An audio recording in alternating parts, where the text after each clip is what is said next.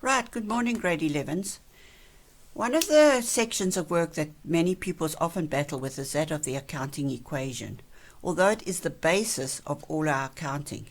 So before you start this question one, if you're not sure, I'm going to just give you a quick revision on what the accounting equation is. Now in this question one, they ask you to analyze the transactions under the headings in your answer book. And if you look in your answer book, you'll see it wants the account debit, account credit, obviously from your general ledger. What journal would you have put that into? And then what's really important, what I really want to focus on, is the accounting equation, assets equal owner's equity plus liabilities.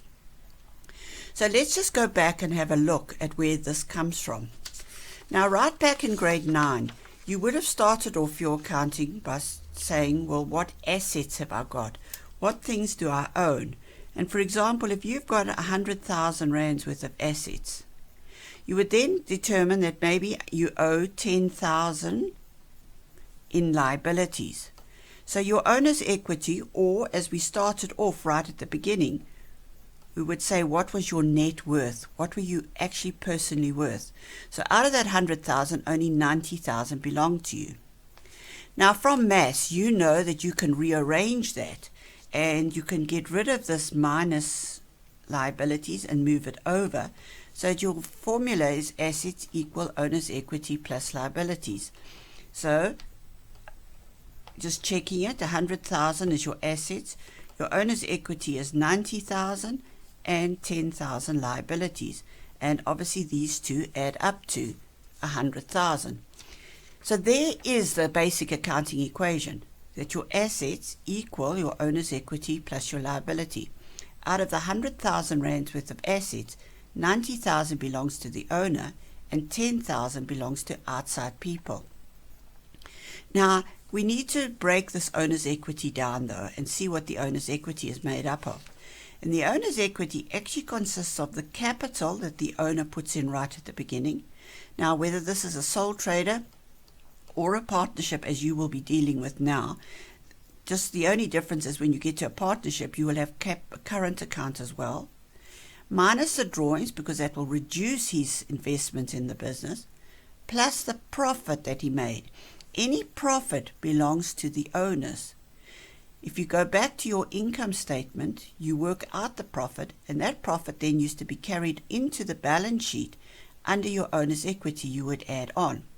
Now the profit would be your income minus all your expenses coming from your income statement or statement of comprehensive income. So if we look at this, if the owner's equity is 90,000, and I am taking an example over here, maybe my capital was 120,000, that's what he originally put in. He's drawn out 45,000 of that, so he hasn't got it anymore, so to reduce it. And maybe he made a profit of 15,000. So 120 minus 45 plus 15 would give you your owner's equity of 90. Now, this is important when you come to work out the equation. So in other words, I can summarize that off and say that the owner's equity is made up of those concepts there. The capital minus the drawings plus the profit. So when we get to this on the equation, anything that affects the owner's equity, the capital, which will increase the owner's equity, the drawings, which will decrease it, and then the profit will increase it. But remember that profit is made up of income. So the more the income, the more profit he'll get, and the less the expenses, the less profit he will get. So let's just look at a couple of these. I'm not going to do all of this. You've got it in your book and you've got the memo you can check, but I'm just now applying this principle to you. Number one says you bought trading stock on credit from Gap for 50,000 less 7.5% trade discount. Now remember that the goods did not cost you 50,000. They cost you less. So you've got to work out the reduced amount over here. So you're buying trading stock. So your debit would be trading stock. That's what you're buying. Now trading stock is an asset to you. So as an asset, your assets are going up by 46,250. Note, I've taken off the trade discount, but I'm not going through calculations now in this exercise. Because you bought it on credit, on account, your account credit would be creditors control. And your creditors control is a liability to you. Now you owe your liabilities more money.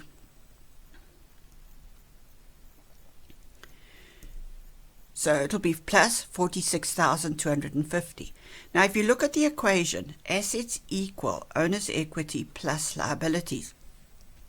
If I plus on the left-hand side of the equation, I will have to plus on the right-hand side in order that this equation is in balance. And the owner's equity in this particular case is unchanged.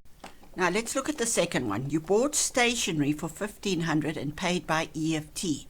EFT is just an electronic funds transfer where you use the internet to make your payments. The money's coming out of your bank. So you will debit your stationery because that's what you're buying, and your credit bank because you're paying. Now your bank is in a positive figure at this stage, so your bank is going down. Your asset is going down by $1,500. And now this is where the crux comes now. Stationery is an expense to you, and as an expense it will decrease the owner's equity. It decreases the profit that the owner will get. So it will be minus $1,500. The result of that is less profit for the owner because stationery is an expense. Now let's look at number 3 because this often gives a problem. You sold goods on credit for $38,400 less 5% trade discount. Again, you need to work out the discount first, because you're not actually selling the goods for the $38,400. You're only selling it for 95% of that amount.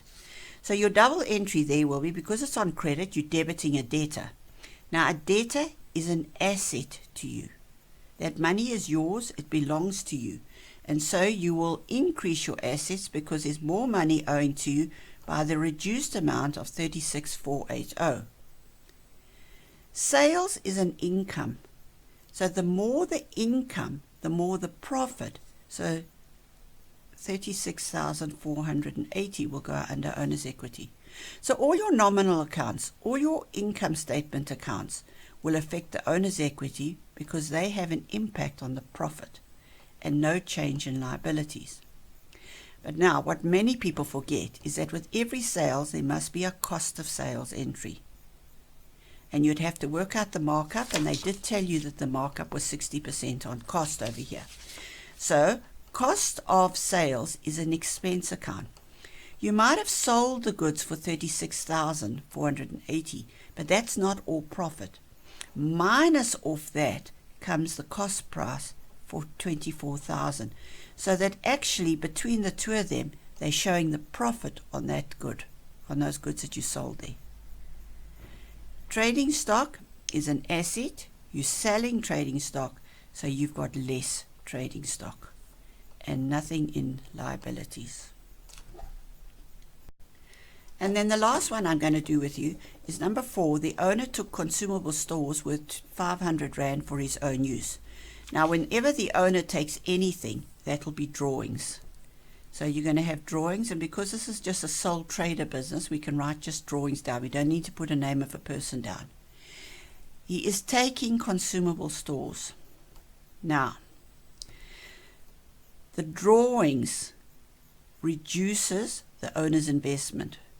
He's got money invested in the business, but he's drawing out. So drawings will decrease the owner's equity. But right now, a little bit more confusing. Consumable stores is an expense. So let's just look back at the stationery over here. I know it's a different account, but stationery could have been consumable stores. When you bought the stationery, when you bought the expense, you would have said, I've made less profit. Now, some of that is being taken for the owner's use. So the business entity rule tells you that that's no longer a business expense. And so you're going to have to cancel what you originally minus. And so you're going to have to plus the expense here. The effect is that there will be less expenses for the business because it's gone out for private. So that will increase the profit of the business. A little bit more challenging to actually understand, and nothing in the others. Now I would like you to carry on with the rest of this exercise, concentrating as I've done. Get your debit, work it out where it goes in the AOL. Get your credit, work it out where it goes. There can only be 2 signs over here. Although there's 3 columns, there can only be 2. They could be in the same column as we've just seen here. They might be in 2 different columns. But you need to concentrate carefully on your signs, because that's the crux of this whole thing. And just remember, you can always go back to making sure that your equation is in balance. Right, good luck, learners.